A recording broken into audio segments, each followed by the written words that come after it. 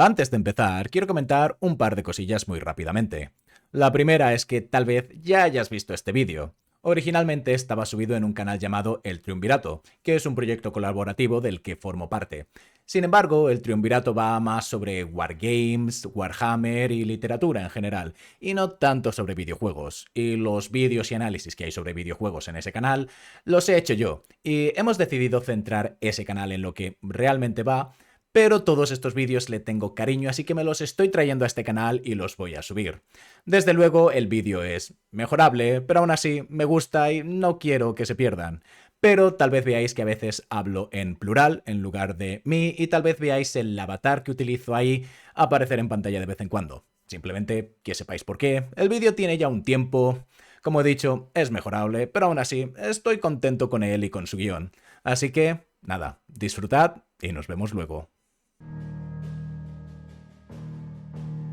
Algo en lo que nunca me había parado a pensar hasta que empecé a escribir este guión es cómo de diferente se siente un juego de esta saga para gente como yo, que llevamos jugando sus juegos desde pequeños, frente a alguien que jamás ha tocado uno y de repente se encuentra con el número 16 de una saga. Así que, en caso de que alguno de vosotros se encuentre en esta situación, vamos a aclarar varias cosas. Para empezar, a pesar de compartir nombre y ser una saga numerada, cada Final Fantasy numerado es su propio juego. Existen secuelas y precuelas de otros títulos, pero cuando salga el Final Fantasy XVII no habrás necesitado jugar al 16, del mismo modo que no necesitas jugar al 15 para jugar a este. Hay alguna excepción en los orígenes de la saga, pero si tienes interés en juegos tan retro, estoy seguro de que ya las conoces. Otra de las cosas curiosas que tiene esta saga, y que puede resultar confusa para los nuevos, es que hay ciertos elementos que se mantienen de un juego al siguiente. El ejemplo más divertido para mí es que siempre tiene que haber un personaje llamado Cid. Siempre vas a encontrar invocaciones, o icons, o eones, o cualquiera que sea el nombre que se utiliza en ese momento, que son recurrentes. Ifrit, Alexander, Shiva, Ramuh, son solo algunos de los ejemplos que suelen ser más comunes. A su vez, una mezcla entre la fantasía al uso y la tecnología es también común. En prácticamente todos hay alguna suerte de tecnología mezclada con magia, barcos voladores o tecnología futurista que funciona en base a algún tipo de magia industrializada. En esencia, un Final Fantasy es una historia en sí misma. Sí, hay temas recurrentes, hay aspectos recurrentes y por supuesto que hay referencias entre ellos. Pero todos ellos son una visión única, tanto en cómo trata sus temas, como en cómo explora una nueva jugabilidad. Cada uno de ellos es una experiencia única, para bien y para mal.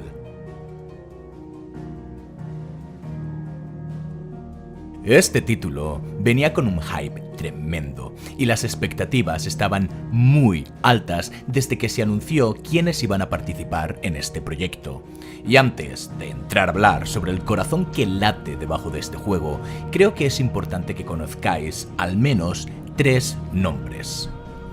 El primero es Naoki Yoshida, conocido en la comunidad como Yoshi P. Este hombre fue el responsable de convertir el desastre que era el Final Fantasy XIV original, el segundo MMO de la saga, en el mejor MMO del mercado. Y esto viene de alguien que lleva jugando MMOs toda su vida, desde cosas como Ragnarok Online, Black Desert, Terra y cosas por el estilo, a World of Warcraft, Guild Wars y demás. Y es que no es de extrañar. Yoshi P no tiene problemas en admitir de dónde ha aprendido y tomado referencias. Y, como es obvio, el propio Yoshi ha sido un jugador de MMOs durante mucho tiempo, que ha jugado a cosas como el WoW, Warhammer Online, de verdad, Star Wars The Old Republic y más. Es alguien que entiende el género, pero mucho más importante que eso, es un nombre que genera confianza. Yoshida ha demostrado no solo ser increíblemente capaz como director y diseñador, sino que es alguien que, genuinamente, se preocupa, no solo por su obra, sino por la comunidad. Su trabajo es un trabajo de pasión. Su equipo, Creative Studios 3, no solo son los responsables del Final Fantasy XI, XIV y XVI, También son los encargados de cosas como el Dragon Quest Builders. A veces no estoy de acuerdo con algunas de las decisiones de diseño que Yoshi P toma, pero desde luego, este hombre se ha ganado mi confianza a pulso, y es a día de hoy lo que era Blizzard en sus años de oro, un sello de calidad casi asegurada. El segundo gran nombre es Masayoshi Soken, el compositor. Supongo que todos conocéis a Nobuo Uematsu, ¿verdad? ¿Cómo que no? Mirad, escuchad alguna de estas.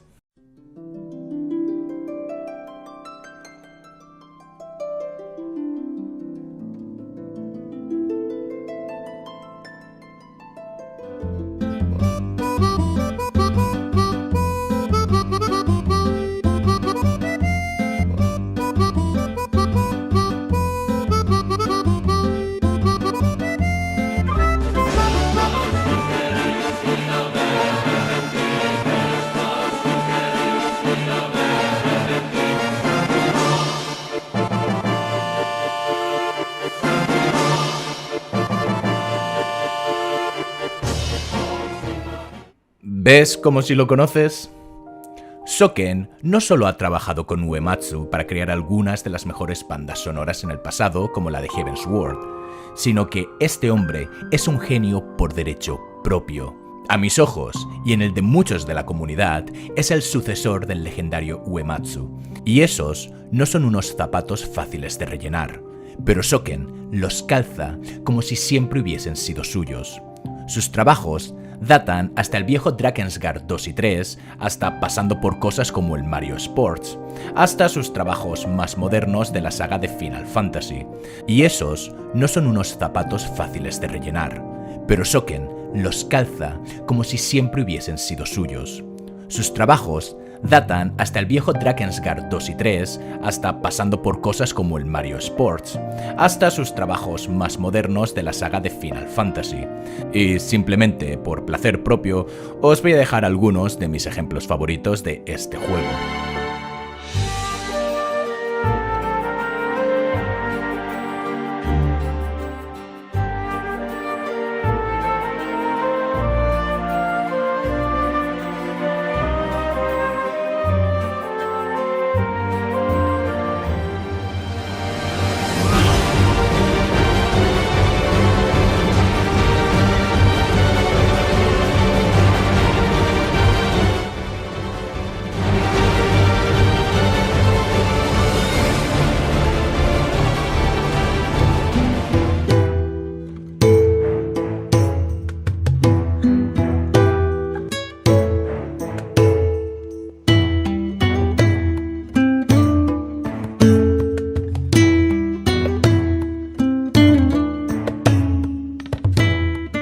Finalmente tenemos a Ryota Suzuki. Si no conocéis alguno de estos nombres, seguramente sea este, pero os aseguro que sigue siendo uno de los grandes. Este hombre es el diseñador del combate del Final Fantasy XVI, pero su carrera es mucho más que eso, habiendo trabajado también en juegos como Devil May Cry 4 y 5, Monster Hunter 4, World, Iceborne y Omnimusha. Estos no son nombres pequeños precisamente, y este hombre tiene éxitos a sus espaldas que respaldan el estilo de juego al que Final Fantasy XVI aspiraba. Lo que quiero decir con todo esto es que Soken y Yoshi P son una combinación que funciona magníficamente. Son como Tim Burton y Johnny Depp en versión de videojuegos. Pero cuando añades a Suzuki a la mezcla, tenemos aquí un potencial que no cabe en las manos. Y con semejante equipo de estrellas, las expectativas no cabían en nuestra atmósfera. Y eso puede ser increíblemente perjudicial para un proyecto, pues conforme la bola de nieve crece, se vuelve casi imposible cumplir con dichas expectativas. Y con esto, al final solo quiero decir un par de cosas. Primero, es que estos tres hombres no son los únicos responsables de este juego. Hay muchísima más gente que desborda talento en el proyecto, pero mencionarlos a todos llevaría demasiado tiempo en un vídeo que ya va a ser muy largo. Así que, si jugáis al juego vosotros mismos, os recomiendo que prestéis atención a los créditos. Por último, solo quiero traer de vuelta el ya casi olvidado: queremos juegos más cortos y peor desarrollados por gente mejor pagada. Esto es algo en lo que profundizaré más adelante, pero este juego rehúsa animaciones del Final Fantasy XIV y ciertos elementos de su jugabilidad se vieron afectados por tema de tiempo y de dinero. ¿Y sabéis qué? Que os debería dar igual. Los niveles a los que se llegó y que alguna gente de la comunidad pide en todos los juegos desde entonces, con el Red Redemption 2, jamás deberían repetirse. Porque ningún trabajador debería haberse sometido a las condiciones de mierda a la que esta gente se vio cometida para llenar el juego de detalles que importan poco y aportan menos. No me entendáis mal, ese tipo de detalles siempre son de agradecer y se aprecia cuando están. Pero desde luego, mi experiencia no se va a ver jodida porque las pelotas de mi caballo no se hagan más pequeñas cuando hace frío.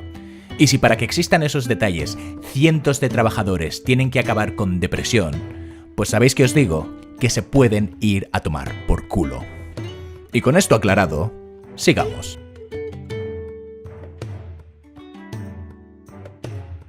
Este juego trata sobre muchos temas de diferentes maneras, algunos a través de su historia principal, otros a través de sus personajes y otros a través de sus tramas secundarias, pero en ninguno de ellos tiene pelos en la lengua para decir lo que tiene que decir. Este es un juego sobre aceptarse a uno mismo y aceptar nuestros errores. Es un juego sobre la lucha de clases, sobre las injusticias de un sistema corrupto. Es un juego sobre la libertad, sobre el humanismo y sobre lo que significa ser humano y necesitarnos mutuamente. La esclavitud es uno de los temas más obvios que este juego trata. La gente que nace con poderes mágicos se convierte automáticamente en esclavos, llegando a niveles donde las propias familias reniegan de niños recién nacidos y los consideran muertos. Esta gente no son más que herramientas para los reinos e imperios, forzados no solo a servir en esclavitud, sino usados para todo tipo de horrores. Usar magia viene con un precio, pues el abuso de ella los convierte lentamente en piedra en un proceso que es increíblemente doloroso. Y sin embargo, a la mayoría, esto no le hace siquiera levantar una ceja, e incluso en sitios como Rosaria, donde se les trata con más o menos respeto y no se abusa de ellos, su sino como servidores forzosos está decidido desde el momento en que nacen siendo diferentes. En los momentos más hardcore del juego, vemos cómo se usa a esta gente, ya no solo como carne de cañón en batallas, ya sabéis, lanzándolos a morir sin contemplación alguna, sino que vemos a nobles que los matan por pura diversión, ya sea a través de cacerías, enfrentándolos desarmados a bestias para reírse viendo cómo los matan, o usarlos como comida para alimentar a bestias e incluso hacer experimentos humanos en ellos. Gran parte del juego es una lucha contra esto y contra el sistema que permite que estas injusticias ocurran, y es un mensaje que martillea hasta decir basta. No es una crítica sutil, porque no intenta serlo. Pero la crítica va mucho más allá de cometer crímenes contra la humanidad en alguien que es diferente a ti está mal, o mira qué mala es la esclavitud. Sus zarcillos se extienden hasta tocar temas como, por ejemplo, cómo de podrida ha de estar una sociedad donde incluso comprar a esta gente, porque recordemos, no son más que una herramienta, así que se les da caza, se les compra y se les venden como si fuese animales, pero donde comprar a esta gente para querer darles una vida mejor puede llevarte a acabar en prisión o incluso muerto. Mostrar piedad o empatía hacia su situación es prácticamente un delito en sí mismo, en cómo todo el sistema al completo está montado sobre la sangre de esta gente que son necesarios para la supervivencia de la sociedad. Y aún así, sus propios gobernantes no solo se benefician de esta situación, sino que la refuerzan. Esto nos lleva directamente a otro de los grandes mensajes del juego: la libertad. La libertad a elegir cómo morir. La libertad a elegir cómo vivir. La libertad de ser juzgado por quien eres en lugar de por lo que eres. Esto, amigos míos, es una lucha de clases de manual. Esto, amigos míos, es una bandera contra la opresión por parte de sistemas a los que no les importa quién eres, sino lo que eres y cuál es tu función en la inmisericordia maquinaria que lo hace funcionar. Ni siquiera tiene pelos en la lengua en mostrar cómo, ante una revolución de este estilo, el poder culpa a aquellos que siguen siendo parte del sistema por lo que están haciendo aquellos que se rebelan contra él, poniendo a los propios portadores, que es como se llama esta gente, en contra de Clive. Porque no deja de ser cierto que son ellos, los que aún están dentro del sistema, los que sufren la consecuencia de su revolución. Y la misma historia admite que tras conseguir derrocar todas las estructuras de poder, habrá caos, habrá que construir un mundo de nuevo, y que seguramente ellos no lleguen a ver el mundo que quieren construir, pero serán los primeros en colocar la primera piedra. Otro de los temas recurrentes del juego es enfrentarse a uno mismo, a nuestro pasado, a nuestros errores, aprender de ellos para no repetirlos, para ser mejores, para avanzar. Hablaremos en más detalle sobre esto en la sección de personajes, pero Clive es el mayor exponente de esto, pero no el único. Jill, Cid, Gab son otros, e incluso entre los villanos podemos verles fallando en esto. Benedicta, Barnabás, Dion, todos los personajes principales tienen algo de lo que se arrepienten, algo que los ha convertido en lo que son, que ha dictaminado sus acciones, para bien o para mal. Algunos consiguen librarse de ello y perdonarse a sí mismos. Otros se mantienen atados a su pasado hasta que éste acaba con ellos. No se trata de renegar, no se trata de hacer como que los errores jamás ocurrieron. Se trata de aceptarlos, de mirarlos a la cara y ver su hediondo reflejo en el espejo mientras te escupen. Pero no podemos olvidarnos de la alegoría medioambiental.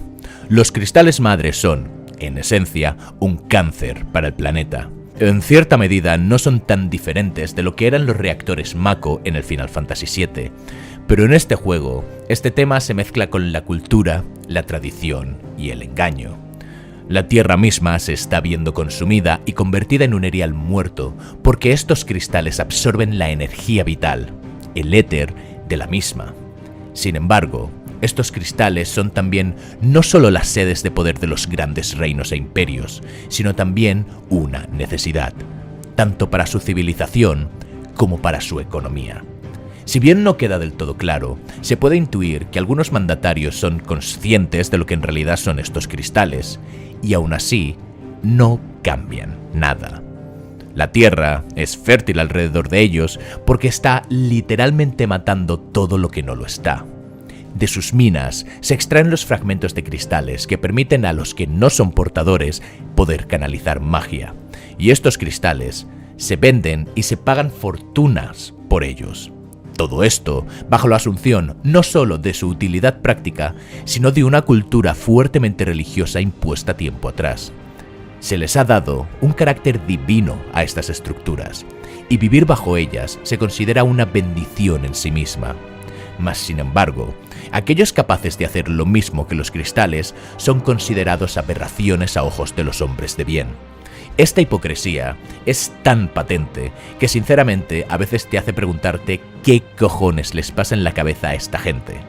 Y sin embargo, las ramificaciones se siguen extendiendo, pues toda esta sociedad tiene una dependencia exagerada de estos cristales hasta el punto en que no saben cavar pozos para obtener agua ni encender forjas para forjar nada sin el uso de estos cristales masivos y los portadores que son capaces de crear magia, creando un estancamiento tecnológico en todo lo relacionado con la calidad de vida, pues las únicas mejoras tecnológicas patentes son utilizadas casi en exclusiva para la guerra.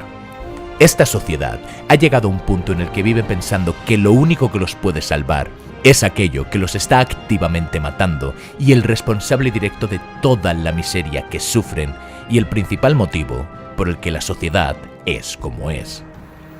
¿Y cómo vamos a olvidarnos de la guerra? Un reino o imperio no son nada sin sus cristales madre, y guerras por sus dominios han sido algo común a lo largo de los siglos. La situación es tan severa que cuando un personaje, Mid, consigue desarrollar la tecnología para crear barcos voladores y motores para hacer que incluso barcos normales puedan navegar de manera segura por mares que no deberían, decide esconder esta tecnología por puro miedo a qué se haría con ella si cayese en malas manos, con la esperanza de que en el futuro alguien encontrará sus esquemas y el mundo será un mundo mejor. Estamos hablando de un estancamiento en todos los sentidos, un sistema que está tan mal que no hay manera alguna de salvarlo que no sea destruyendo todas y cada una de sus estructuras de poder, desde sus gobernantes y casas nobles hasta sus religiones. ¿Pero terminamos ahí? Oh, no. Voy a obviar algunos de los temas más sutiles, pero, en mi opinión, obvios, como son el suicidio y el amor por ahora, porque me estoy dejando, literalmente, la otra mitad del juego. El hombre contra Dios. ¿Qué hace que un Dios sea un Dios? ¿Qué hace al humano un humano? ¿Qué derecho tiene un ser sobre su creación una vez ésta cobra sentido de sí misma? Si lo piensas, no es tan diferente de otras obras donde se trata este tema desde la perspectiva de las inteligencias artificiales y los robots. Artema crea a los humanos con un propósito concreto. Tienen un uso. Estos humanos, cuando se ven abandonados por su Dios creador, comienzan a pensar por sí mismos y al hacerlo deciden convertirse en él, emulando sus poderes hasta la capacidad de crear cristales y eones artificiales, únicamente para ser destruidos por su creador al haberse alejado del camino. El libre pensamiento, la voluntad, el lazo que nos une y la dependencia de otros, eso es sobre lo que trata realmente toda la trama de Artema. ¿Por qué los humanos han de vivir y morir en base a lo que el creador que les abandonó decide? Para Artema, los humanos son lo mismo que los portadores para los humanos, pues después de todo siguen siendo un reflejo de él. Pero es su libre albedrío lo que los contamina. Ese es su mayor pecado. Uno que, irónicamente, únicamente nace por culpa de su abandono sobre su propia creación. Toda una raza creada únicamente para que alguien como Clive pudiese nacer, para una vez cumplido su cometido, ser exterminados, su tierra destruida y su paraíso ser convertidos en seres sin voluntad. Al final, el mensaje no es uno nuevo. Juntos somos más que la suma de nuestras partes. Clive, por sí mismo, no es rival para Artema, no lo es al principio del juego y sigue sin serlo al final. Es únicamente a través de los lazos que lo unen a su hermano y a sus seres queridos que es capaz de resistir a Artema. Es únicamente a través de la fuerza que ha obtenido gracias a sus compañeros que puede enfrentarse a él. Pues sin Joshua, Clive habría muerto. Sin Cid, jamás habría conseguido Garuda ni encontrado un nuevo motivo para vivir. Y sin Jill, jamás habría podido derrotar a Barnabás. Y es la esperanza lo que lo mantiene en pie. La esperanza de un mundo donde nadie sea juzgado por lo que es al nacer. La esperanza de que una vida no es más valiosa que otra. La esperanza de que hay un futuro, de que podemos derrocar todo lo que está mal y dejar un mundo donde nuestros hijos vivirán mejor. Porque al final del día, este juego trata sobre la esperanza de que podemos ser mejores que los que nos precedieron. Clive Rosfield es el personaje jugable y uno de los protagonistas. Y no, por mucho que sea el único personaje que manejas, no lo considero el único protagonista. A título personal, Clive conecta conmigo de muchas maneras, ya que combina muchos de mis elementos favoritos. Siento debilidad por las clases melee híbridas con magia. Check. El Fénix es mi animal mitológico favorito. Check. Su estética es muy del estilo que siempre me ha gustado desde adolescente. Además, me recuerda en cierta medida a Vincent Valentine. Check. Voz profunda. Check. Sobre Clive es donde convergen todos los hilos de la historia. Después de todo, vivimos el juego a través de él, y su desarrollo es el más patente de todos. Un niño odiado por su madre por cometer el delito de no nacer con, básicamente, los poderes de un dios, que asume su rol dentro de su familia porque Clive únicamente quiere que su familia lo quiera y que su madre lo acepte, tomando un rol secundario como escudo juramentado de su hermano, el heredero al trono. Tras la traición de Annabella, se convierte en un esclavo y un asesino hasta que Cid y Jill aparecen en su vida y decide escapar. Aquí queda patente algo, y es que Clive siempre pudo irse. Matar a sus compañeros no es algo que le resultase imposible de hacer en términos de habilidad, simplemente no quería hacerlo, porque su historia comienza con puro arrepentimiento. El Clive del principio del juego es un Clive que quiere sufrir porque cree que lo merece. Un Clive que si no se suicida es porque no cree merecer la paz de la muerte. El suyo ha sido un camino de sangre, y cuando descubre que fue él quien atacó a Joshua, lo único que lo mantiene en este mundo es Torgal y una nueva convicción ofrecida por Cid.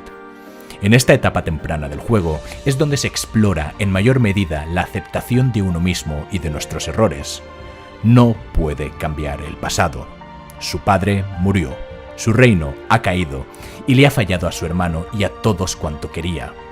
Eso no lo puede remediar, pero sí que puede cambiar lo que hará en el futuro. ¿Qué hará con los poderes que tiene? Una vez consigue dejar de lamerse las heridas, Clive deja de ser un personaje pasivo, que simplemente sigue órdenes, a uno activo, consiguiendo que Cid cambie de parecer y vea que un mundo donde elegir cómo vivir es un mundo mejor que elegir cómo morir. Y cuando hereda el nombre de Cid es cuando por fin tenemos a Clive con nosotros. En general, como protagonista, Clive funciona estupendamente bien. Explora temas complejos y oscuros, pero también explora lo mejor que la humanidad tiene que ofrecer. Y sin embargo, en ningún momento deja de sentirse humano ni de aceptar las debilidades y limitaciones que tiene, luchando por un mundo mejor, no solo para él, sino para todos. Joshua es otro de los protagonistas. Aunque su rol al principio de la historia es uno totalmente pasivo, sigue siendo la principal razón que hace que Clive actúe, y vengarlo el principal motivo de que Clive siga con vida. Joshua Rosfield representa el amor fraternal y el sacrificio por aquellos que queremos. Desde pequeño, es obvio que Joshua adora a su hermano, que no comprende que él tenga que ser el heredero sobre su hermano, y más importante, que quiere ser como su hermano. Su padre y Clive son personajes carismáticos, fuertes, aguerridos, que todo el mundo quiere y se alegran de estar con ellos. Sin embargo, él es débil, frágil, tímido, quiere cumplir con su deber, pero tiene miedo. Miedo de fallar, miedo de no saber cómo hacerlo, miedo de no poder ser como su hermano mayor. Su compromiso con la causa no es menor al de nadie, pero si Joshua llega a los límites de poner en peligro su vida constantemente, no es únicamente por un mundo mejor, es porque quiere ayudar a su hermano. Y cuando finalmente gana la confianza en sí mismo, su papel se vuelve a su vez activo. Él es quien protege a Clive, él es quien conoce primero a Artema, él es quien le investiga y trata de detenerlo antes de que los demás siquiera conozcan de su existencia. Joshua no duda en luchar cuando es necesario, pero es obvio que la violencia no es su primera opción. A pesar de ser el heredero al trono de su padre, busca activamente al príncipe del Imperio de Sanbreque, el imperio que conquistó su tierra en busca de ayuda. Porque Joshua entiende que los títulos no son nada en comparación a lo que se enfrentan, que las circunstancias pueden ser mayores que uno mismo, y que ser el hijo de X o haber nacido en una nación no determina ni quién eres ni cómo eres. Las llamas de Ifrit son llamas de destrucción, pero las llamas del Fénix son llamas sanadoras, son gentiles y compasivas. Son las llamas del renacer. Cid es mi padre, es tu padre y es el padre de todos. Si Clive es la llama, Cid es la chispa que la despierta, la yesca que la mantiene y el viento que la esparce. Cid representa una figura paterna perdida, representa la rebelión. Es su nombre el que porta Clive durante la mitad del juego y no es para menos. Siendo el general y segundo al mando del que se puede considerar el reino más poderoso de todos y dominante de Ramuh, Cid tenía un poder militar, político y personal enorme, y lo manda todo a la mierda porque está harto de ver cómo los nobles y la sociedad tratan a los portadores. Porque el mundo que su rey quiere crear es un mundo donde solo su rey y su dios se benefician. Deja atrás una vida cómoda, de éxito y de poder. Se separa de Benedicta y se convierte en un fugitivo, liberando a portadores y rescatándolos de las puertas de la muerte para llevárselos a una guarida secreta en mitad de las tierras muertas donde nadie cree posible que se pueda vivir. Y aún así, él lo consigue.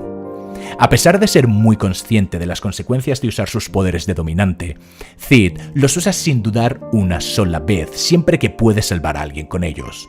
Cid es la personificación del concepto de que un ideal puede vivir más allá de aquel que lo creó, hasta el punto donde su nombre se convierte en el título que porta el líder de la guarida. El rol de Cid es corto, al menos si hablamos en términos de cuánto tiempo está presente en el juego físicamente. Pero su presencia es etérea y vive a través de literalmente todos los demás personajes de un modo u otro, incluyendo a los villanos. El rol de Cid es demostrar que somos más que la suma de nuestras partes, e incluso más aún, que somos más que nosotros mismos. Jill es una superviviente nata. Ella representa la tenacidad por encima de todo. Cuando la conocemos, ella es una prisionera de guerra, una princesa de los reinos del norte que Rosaria pacificó, secuestrada para asegurar que las tribus se comporten, y ya desde niña planean usarla de manera política para casarla con alguna de las 7 grandes casas de Rosaria. Cuando todo se va a la mierda, Jill es la que más sufre. Cuando cae Rosaria, Jill es secuestrada, una vez más, por la nación más radical de los continentes, que la consideran una abominación para su religión. Se deja entrever que es sometida a penurias que es mejor dejar a la imaginación de cada uno, y es forzada a luchar una y otra vez como dominante de Shiva por el mismo reino que convierte cada día de su vida en una tortura. Y todo lo hace porque la amenazan con matar a todas las otras mujeres que secuestraron junto a ella si no accede. No es más que un arma de guerra que cada vez que dispara se acerca un poco más a su muerte, y ella lo sabe. Pocos momentos hay más satisfactorios que ver a Jill tomándose su venganza al final. Y pese a todo, Jill sigue representando la tenacidad. Empujada más allá que ningún otro personaje principal, ella sigue usando sus poderes aun cuando cada segundo es una tortura constante, porque no piensa abandonar. Porque ella ha vivido lo peor que este mundo puede ofrecer y no quiere que nadie más tenga que sufrirlo a una costa de su propia vida. Y es por eso por lo que me decepciona el final que le dan. Veréis, la relación entre Jill y Clive se siente natural, al menos para estándares de un juego japonés, claro. Y sin embargo, ver cómo una vez Jill y Clive finalmente acaban juntos, esta toma un rol secundario, entregando sus poderes a Clive y quedando apartada de la batalla justo después de que es ella quien salva a Clive en su enfrentamiento contra Barnabas, no me gusta. Entiendo cuál es el motivo.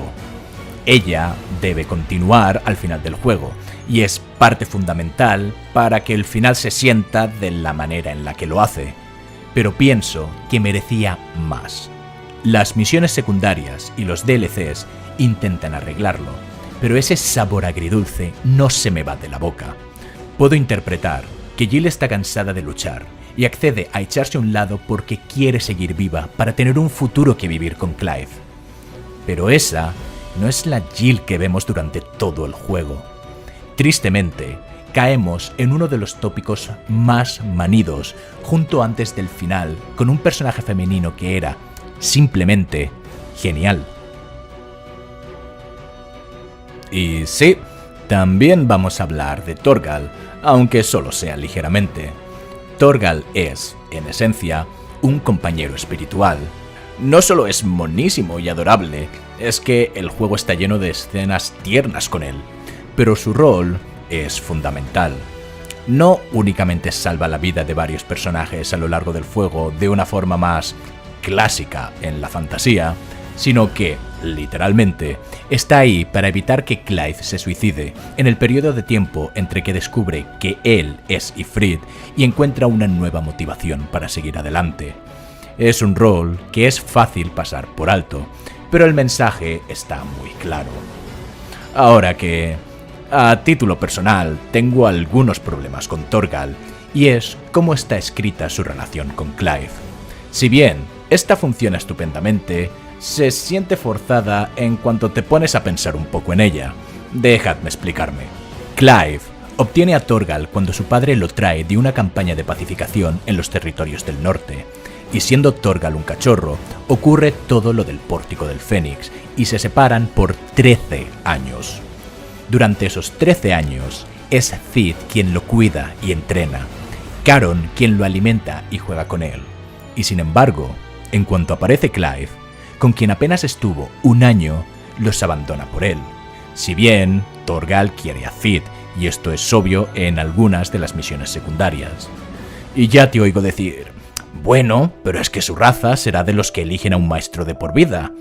Y, a ver, es que luego te cuentan que su raza solía ser el perro de compañía de las dominantes de Shiva, que en este caso es Jill, y te sueltan la bomba que de pequeños Torgal estaba tan ligado a Jill que la gente creía que era su perro en lugar del de Clive. Y yo me quedo aquí, sentado, con cara de gilipollas, preguntándome para qué cojones te molestas en escribir tanta información contradictoria con lo que vas a enseñarme a través de las mecánicas, las cinemáticas y las animaciones. Hay muchos otros personajes de los que se podría hablar. Cada uno de los dominantes representa un concepto interesante en sí mismo que se desarrolla aún más con las relaciones entre ellos. Benedicta, con su máscara de femme fatale y su inseguridad debido a su pasado que la lleva a querer tener un control obsesivo de todas las situaciones, utilizando cualquier medio necesario, a la vez que la aparta de cualquier otro camino por puro miedo. Hugo y la fragilidad de su psique, a pesar de estar hecho literalmente de roca. Dion, el príncipe prometido, que vive engañado pensando que su familia y su imperio hacen un bien para el mundo, solo para acabar traicionado por todo cuanto ama. Y, por cierto, la relación de Dion con su escudero es preciosa, y solo me apena que no tuvieran mayor tiempo en pantalla juntos. O Barnabás, y cómo representa la dualidad entre el libre albedrío o no cuando quiere seguir los designios de su Dios por voluntad propia. Pero este vídeo ya es demasiado largo como es. Pero de ser necesario, siempre podemos hablar en directo con más profundidad sobre todos estos temas si queréis. Simplemente, tened en cuenta que todos los personajes están basados en algún arquetipo que seguramente ya conocéis, ya sea femme fatale, tío fuerte grande con mucho genio pero fácilmente manipulable, hijo noble pijo que es naif y cree que lo que hace su imperio es por el bien de su pueblo, etc. En general, quedaros con esto. Todos los personajes importantes de este juego están bien construidos. Esto no quiere decir que todos sean obras maestras al nivel de Tyrion Lannister ni muchísimo menos, pero cumplen con creces, y sus actores de voz, al menos en inglés, realizan un trabajo excepcional, sin el cual no serían lo mismo para nada. El combate en Final Fantasy XVI es uno de los principales temas que genera una gran discordia entre la comunidad, y en cierta medida es comprensible. Por un lado, tenemos a la vieja guardia, o pollas viejas, depende a quién le preguntes, a los que nos gusta el combate por turnos y echamos de menos los tiempos de los Final Fantasy antiguos.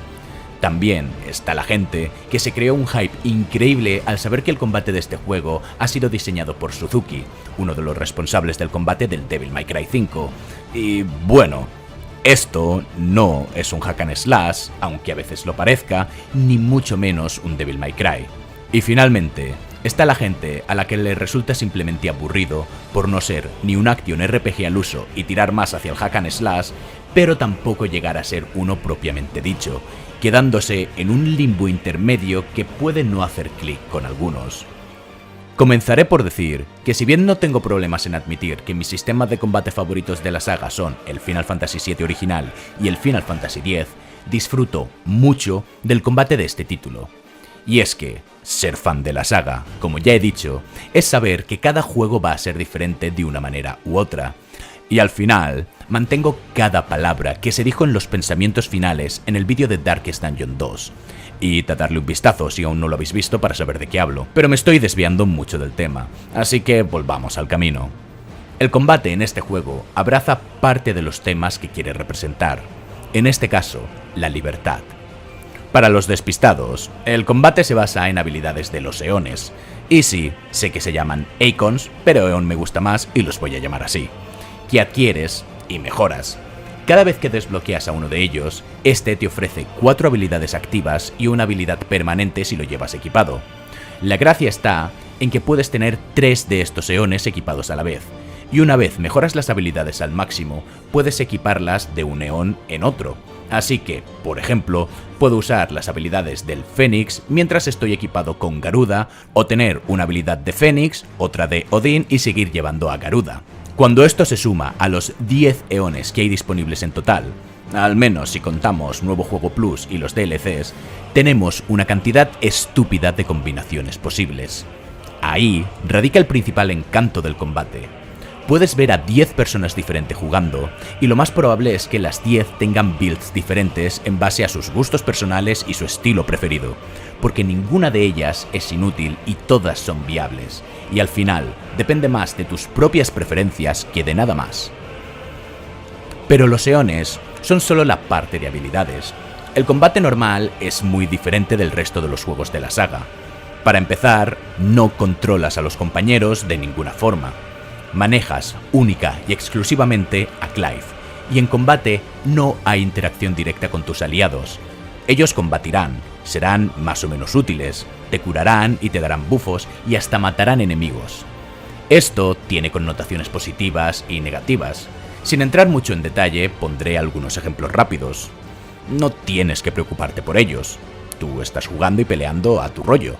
La cámara no va a darte por culo porque no ves qué ataques está comiendo la IA. No tienes que gastar recursos en mantenerlos vivos ni que te importe su posicionamiento. Pero a su vez, es lógico que a cierta gente le resulte muy negativo no poder controlarlos y que por ello no se sientan parte del grupo en realidad. Pero al final, esto es necesario para el estilo de combate que el juego quiere tener. El combate es rápido, intenso y permite mucha expresión de habilidad. Combos largos, esquivas perfectas, contraataques, combos aéreos. Si lo quieres, lo tienes. Es increíblemente satisfactorio en prácticamente todos sus niveles. Con 2 excepciones que son los mayores problemas que este sistema de combate tiene. El primero es que, a pesar de que el combate se basa en la libertad, no profundiza lo suficiente, ya que, aunque las posibilidades de build sean enormes, en combate solo puedes usar una en específico. 3 eones, 3 habilidades innatas, 6 habilidades activas. Eso es todo cuanto puedes usar, y ni se acerca a ser suficiente. Este sistema tiene tanta profundidad que casi puedes ver al juego poniéndose de rodillas para suplicarte que permitas poder tener varios loadouts preparados y que puedas cambiar entre ellos en mitad del combate con un simple botón. Sinceramente, no entiendo por qué decidieron no meter algo así. Bueno, en realidad sí que me puedo hacer una idea, y esto creo que está relacionado con el siguiente punto. Es demasiado fácil. Sí, es demasiado fácil. Y no me malinterpretes, no digo esto desde un Get Good Dark Souliano, donde si no te pasas el juego de una manera específica eres un casual y un noob. El juego cuenta con modos fáciles para quien quiere simplemente disfrutar la historia y me parece maravilloso. Pero no cuenta con un modo más complicado para quien quiere disfrutar del combate en su máxima expresión. Bueno, técnicamente sí lo tiene, pero únicamente está disponible en Nueva Partida Plus. Y esto es un desperdicio brutal. Ya han habido otros Final Fantasy que han tenido sistemas de mejora ligeramente diferentes para jugadores avanzados y jugadores novatos. ¿Por qué no hacer esto aquí? ¿Por qué no ofrecer la dificultad Final Fantasy añadiendo poder usar al menos el doble de eones? O yo que sé, tener más habilidades activas a la vez. Literalmente está todo ahí. La dificultad extra, el sistema que te permite guardar configuraciones con diferentes eones y habilidades y que solo necesites pulsar un botón en el menú para cambiarlo. ¿Por qué? Yo terminé jugando Nueva Partida Plus limitándome a poder usar únicamente los eones que ya estarían desbloqueados en ese momento de la historia y no tuve ningún problema. En sus mejores momentos, este sistema de combate brilla con tanta luz propia que te ciega y no puedes sino querer abrazar al sol, y los combates más intensos me han llevado de vuelta a sensaciones como la primera vez que me pasé un Dark Souls o jugué Sekiro. estaba tan cerca de ser algo casi perfecto, pero tristemente no lo es. Como comentario final, porque estoy seguro que alguno lo estáis pensando, no, tener un sistema de daño elemental clásico no sería una buena idea, no.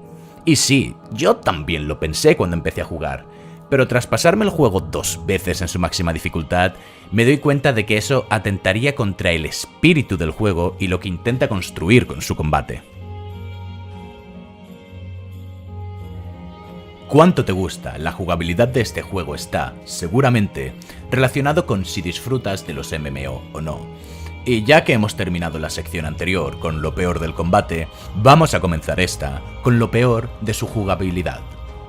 Este juego está diseñado como si fuese un MMO, para bien y para mal, pero obviamente no lo es. Para empezar, los mapas son decentemente grandes, pero si no fuese por las misiones secundarias, no hay ningún motivo real para explorarlos.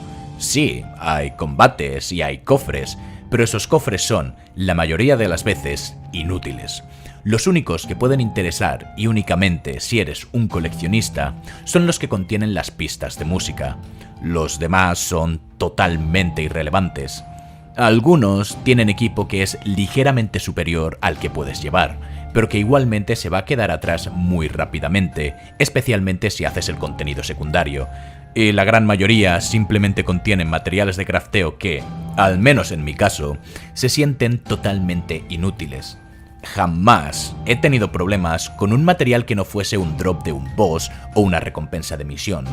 Todos los genéricos sobran y se sienten como puro relleno que terminan quitando las ganas de ir a explorar, porque 8 de cada 10 veces simplemente no hay nada que encontrar. Pero esas 2 de cada 10 veces te empujan a querer seguir mirando, a ver si esta vez sí que es uno de esos buenos, y te decepcionan. Además, el otro gran problema de la jugabilidad de este juego son sus secundarias. Y no es que haya muchas, tampoco es que sean aburridas o inútiles. Es que el juego no sabe poner momentos donde se sienta que detener la historia para hacerlas es correcto. Siempre te sientes como que tú fuerzas una pausa para completar el contenido secundario, porque este prácticamente nunca tiene un momento donde de manera natural tenga sentido que Clive vaya a encargarse de todos esos problemas. Además, no sé si será por algún tema de incompatibilidad con parte de mi equipo o no, pero el port a PC me parece horrendo. He tenido problemas de FPS más veces de las que me gustaría, hasta el punto donde el juego me ha llegado a bajar a 4 FPS con una 4060 Ti, un Ryzen 7 5800X, 32 GB de RAM, jugando en gráficos medios. Lo cual me parece criminal cuanto menos. Avisados estáis. Con los problemas ya claros, vamos a darle el empujón final a este vídeo gargantuesco. Como dije al principio, Yoshi P está al cargo de esto, y si bien es cierto que a veces peca de no profundizar tanto como me gustaría en ciertos temas que plantea en sus obras, su narrativa es sólida, y este juego no es una excepción. El ritmo de la trama está muy bien planteado y llevado, y sus sistemas trabajan en sincronía para dar una experiencia más que satisfactoria. He mencionado antes que hay gente que considera las misiones secundarias inútiles o aburridas, argumentando que todo se basa en ir a hacer algo y volver. Y bueno, tienen razón, pero es que en eso se basa también el resto del juego, y es más, en eso se basa la estúpida gran mayoría de todos los juegos que se han creado. Ser reduccionistas hasta tal absurdo no tiene ningún sentido. Cuando decía que este juego es un MMO para lo bueno y para lo malo, este es uno de esos ejemplos, pero uno que yo considero bueno, ya que las misiones secundarias son el medio por el que el juego expande su world building. Absolutamente todas las misiones secundarias, y repito, todas, expanden algo, ya sea personajes o lugares, y además tienen varias tramas secundarias y personajes que solo se desarrollan y se exploran ahí. Y aunque entiendo que hay gente a la que no le interese el world building, eso no convierte a las secundarias en malas. Algunas de las mejores historias están ahí, el mejor equipo que puedes conseguir está ahí, e incluso algunos de los mejores combates están ahí. Y ese modo de trabajar el contenido secundario y qué puedes encontrar en él es precisamente cómo funciona Final Fantasy XIV e incluso en menor medida cosas como el WoW. Otro de los grandes puntos, tanto de world building como de jugabilidad de este juego, son los eones y su relación con el gameplay y la historia. En prácticamente toda la saga, los eones e invocaciones han sido o bien una simple cinemática muy larga que hace mucho daño, o algo que invocas para que luche en lugar de tu grupo usual. Aquí, el planteamiento es algo totalmente diferente, algo más cercano a lo que Final Fantasy XV más o menos intentaba hacer, pero mucho mejor elaborado. Los eones toman un carácter increíblemente personal, y no os voy a mentir, adoro las peleas entre eones. Esas peleas al puro estilo Kaiju son 10 de 10. Son momentos construidos perfectamente dentro de la narrativa para resultar no solo visualmente impresionantes y narrativamente impactantes, sino que llegan a ser catárticos en el más puro sentido de la palabra. Sin embargo, estas escenas costaron muchísimo tiempo y dinero del desarrollo del juego y afectaron de forma negativa a otras partes. Ese es el motivo por el que hay animaciones que son reutilizadas del Final Fantasy XIV, el motivo por el que algunas cosas no están dobladas, el motivo por el que, en especial en algunas misiones secundarias, las animaciones faciales son aceptables como mucho. Pero siendo sincero, es un precio que estoy muy feliz de pagar. A su vez, no se puede negar que tiene algunos fallos, que es algo que le ocurre a Yoshi a veces y que ya hemos comentado, que es no profundizar suficientes en temas que yo pienso que deberían profundizarse, o a veces ser demasiado apresurado en la exploración de algunos temas o no enfocarlos de la manera correcta. Pondré un ejemplo para ilustrar lo que quiero decir. Un sentimiento que tienes desde que empiezas el juego es: ¿por qué los portadores no se rebelan? Son gente con literalmente poderes mágicos. Obviamente, por sí mismos, desnutridos y medio muertos, no son gran cosa en su situación actual, pero es sorprendente que no haya revueltas de manera más común. Esto tiene más o menos una explicación, pero está en la parte final del juego en una mezcla entre misiones secundarias y páginas del archivo. Y es que, en efecto, en el pasado, a esa gente se la tenía como lo más cercano a Dios y prácticamente se les veneraba, hasta que cayeron en desgracia y hubo un cambio de poder que los empujó al sustrato de la sociedad. Pero incluso cuando conoces la explicación, sientes que hay algo ahí que falla, algo que falta.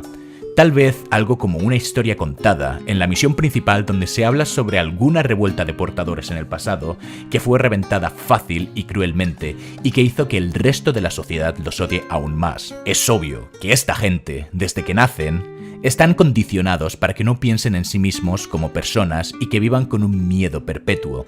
En este contexto, quedaría tan bien añadir una historia donde se culpa a los intentos de rebelión de sus antepasados por su situación actual que me parece casi increíble que no se hiciese. Casos como este hay alguno, pero por suerte no son comunes ni tampoco demasiado flagrantes. Este que os acabo de mencionar es el peor de todos sin lugar a dudas. La construcción de mundo, en términos generales, está increíblemente bien trabajada, al menos en su mayoría, sin contar pequeñas excepciones. Y a la vez, está organizada de manera que no te molestes si no tienes interés en profundizar. Si únicamente te interesa la historia principal, no se te presentan más que los elementos que necesitas para entenderla. Pero eso no quiere decir que sean los únicos que existen. Que haya misiones que te explican el proceso de cómo se remueve la marca de los portadores y los peligros que implica es algo que, a título personal, adoro. Y eso no es más que un ejemplo de, literalmente, decenas que hay. Organización social, movimientos de tropas, nombres, tratados históricos, tratados comerciales, jerarquías de poder, relaciones personajes y un etcétera infinito. Todo se explora, ya sea a través de misiones secundarias o a través del códice. Y si bien jamás he sido un fan de los códices a título personal, y desde luego no lo soy en este caso, al menos aquí siempre requieren un trigger y expanden sobre información que algún NPC o misión ya te ha dado. De nuevo, sin estorbar a aquellos que no tienen interés en cavar a tanta profundidad. En términos generales, el juego es bueno.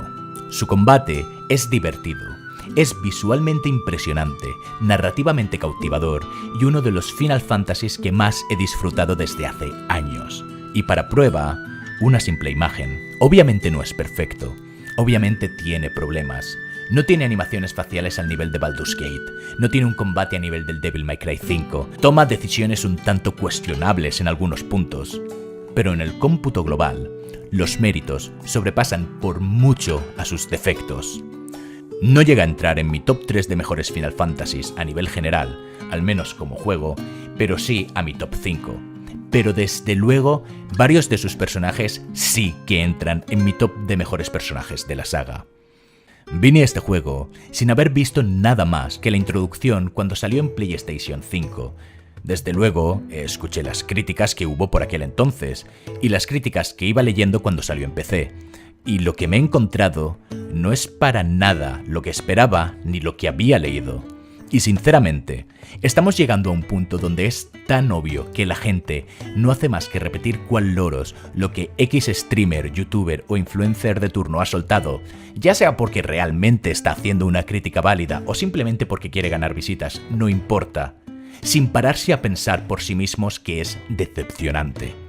Explorad vosotros mismos las cosas, ya sean juegos, películas, libros o lo que sea. Cultivad un pensamiento propio y crítico y asumid que hay diferentes gustos, y que algo no sea para ti no significa que sea malo. Al final del día, estoy contento con el tiempo que he invertido, tanto al jugar en este juego como en hacer este vídeo, y me he dejado tantas cosas en el tintero que me duele. Apenas he hablado de los DLCs, o de cómo el juego base no estaba pensado para tener ningún DLC, y eso hace que se sienta un producto completo, al que los DLCs simplemente apoyan y ofrecen un extra, en lugar de la barbaridad y el robo que vimos con el Final Fantasy XV, y de la que habrá que hablar cuando llegue el momento. No es perfecto, porque ningún juego lo es, pero intenta hacer su propia cosa, contar su propia historia y ser original incluso dentro de una saga tan longeva como esta. Y eso es algo que aprecio de sobremanera. Si no lo habéis jugado, dadle una oportunidad si os gusta lo que habéis visto del gameplay y el comentario de este vídeo. Tal vez no sea para vosotros y no os guste. Eso es únicamente natural. No todo es para todos, pero siempre aseguraos de que vuestras opiniones son vuestras. Y con esto, el triunvirato se despide. Muchas gracias por haber llegado hasta aquí y nos vemos en el siguiente vídeo. ¡Adiós!